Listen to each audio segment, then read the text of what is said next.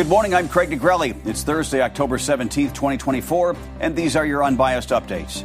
Vice President Kamala Harris goes on Fox News what she said about immigration and if she would continue policies implemented by the Biden administration.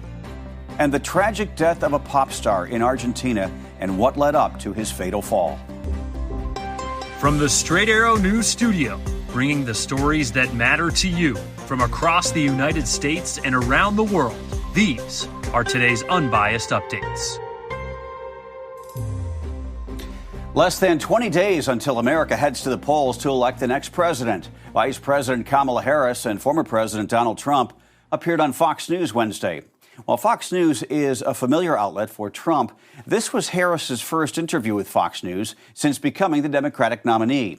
In the one-on-one sit-down interview, Harris told Fox News anchor Bret Baier her presidency would not be the same as Joe Biden's previous 4 years after being questioned about past comments she made that she would not have done anything differently than the president.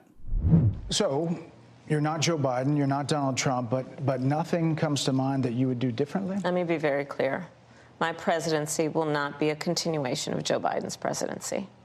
And like every new president that comes into office, I will bring my life experiences, my professional experiences, and fresh and new ideas. I represent a new generation of leadership.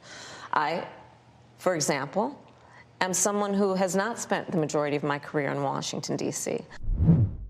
At times during the interview, the anchor and the vice president talked over one another to get their point across, such as on the topic of immigration and the border.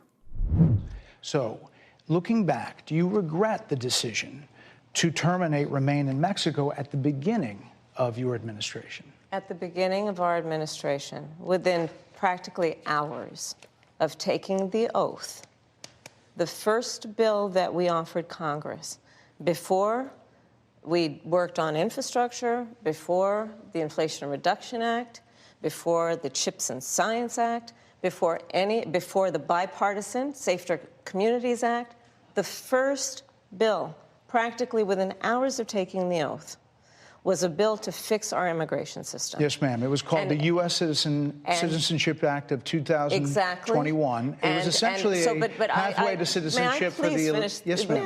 May I finish responding, please? But you have to let me finish, You please. had the White House and the House and the Senate, and they didn't bring up that bill. I'm in the middle of responding to the point you're raising, and I'd like to finish. Yes, ma'am. Kamala Harris put the blame on Congress for not passing a border security bill that was under consideration 9 months ago. When pressed about whether she had concerns about the health of President Biden, Harris remarked that Biden is not the one running for president. Trump is. And she mentioned former senior Trump officials who say he is not fit for office. Former President Donald Trump's town hall also aired on Fox News Wednesday with an audience made up of all women. During the event, Trump touched on the topics of abortion and IVF. About IVF. I'm the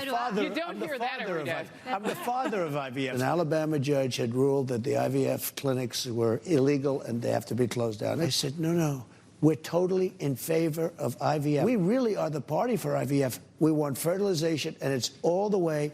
And the Democrats tried to attack us on it, and we're out there on IVF even more than them. Facing the question of abortion, why is the government involved in women's basic rights? The states are now voting for it, and honestly, some of them are going much more liberal. Like in Ohio, I would have thought it might some be of them a are little not bit different, and some of them are not. But it's going to be redone. It's going to be redone. You end up with a vote of the people, and some of them I agree they're too tough, and those are going to be redone. In response to Trump's father of IVF comment, Harris told reporters that it was, quote, quite bizarre. A Trump campaign spokesperson said Trump made, quote, a joke in jest when he was enthusiastically answering a question about IVF, as he strongly supports widespread access to fertility treatments for women and families. As Georgia enters day 3 of early voting, a judge has ruled 7 new rules put in place after the 2020 election are, quote, illegal, unconstitutional, and void. Among those were 3 particularly controversial rules, one requiring ballots be hand-counted after polls close, and 2 that had to do with certification of election results. The judge ruled the state election board did not have the authority to make those rules and ordered them to be immediately removed. The election board also has to inform all state and local officials the rules have been invalidated and not to follow them. Also yesterday, the Fulton County, Georgia District Attorney, who charged former President Donald Trump with interfering in the 2020 election, asked an appeals court to reinstate multiple charges against him and his co-defendants that had been tossed out by the trial court judge earlier this year. Fawny Willis argues the judge made a mistake in dropping 6 of the charges against Trump related to solicitation of violation of oath by a public officer. That ruling removed 3 of the charges Trump was facing in the case. The same judge later tossed out 2 more counts against Trump. Now to the escalating conflict in the Middle East. The United States bombed Houthi weapons storage facilities in Yemen on Wednesday night. The precision strikes by the B-2 stealth bombers, which were authorized by President Joe Biden, targeted 5 underground storage facilities used by the Iran-backed rebel group. U.S. defense officials say those facilities housed advanced weapons that the Houthis have been using to attack military and civilian vessels in the Red Sea and the Gulf of Aden for months now. The Archdiocese of Los Angeles has agreed to pay $880 million to victims of sexual abuse by clergy dating back decades.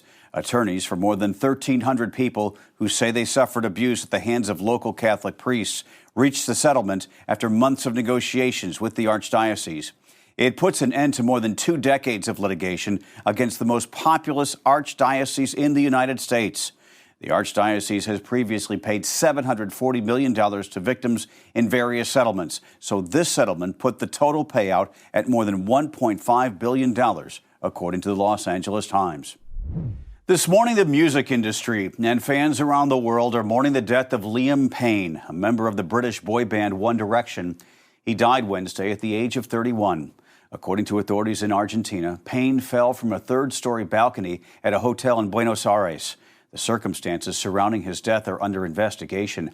However, the AP is reporting police rushed to the hotel in response to a call about an aggressive man who could be under the influence of drugs or alcohol. Since the band took an indefinite hiatus in 2016, Payne embarked on a solo career. The singer has been open about his struggles with alcoholism, announcing in July of 2023 that he had been sober for 6 months after seeking treatment. Pop star Charlie Puth, who collaborated with Payne in the past, remembered the One Direction singer on social media, saying, quote, "Liam was always so kind to me. I cannot believe that he is gone. May he rest in peace." Payne is survived by his 7-year-old son, his parents, and 2 older sisters. Finally this morning, for those craving pizza, but not so much with company, Pizza Hut has come up with a concept just for you. Take a look. Behold the Personal Pan Pizza Hut, a small restaurant experience only offering the pizza chain's popular 6-inch Personal Pan Pizza. Yeah, it's like pizza in a phone booth. Guests who are able to snag a reservation can customize their pizza any way they want it in their personal hut. The Personal Pan Pizza Hut will only be around in New York City for 2 days, sometime later this month, so spots are limited. Reservations open later today and are available on a first-come, first-served basis. So if you end up missing out, don't take it personally. And as they say, no one out-pizzas the hut. That's their slogan. Those are your unbiased updates for Thursday. We'll see you back here tomorrow. For all of us here at Straight Arrow News, I'm Craig DeGrelli. Have a great day.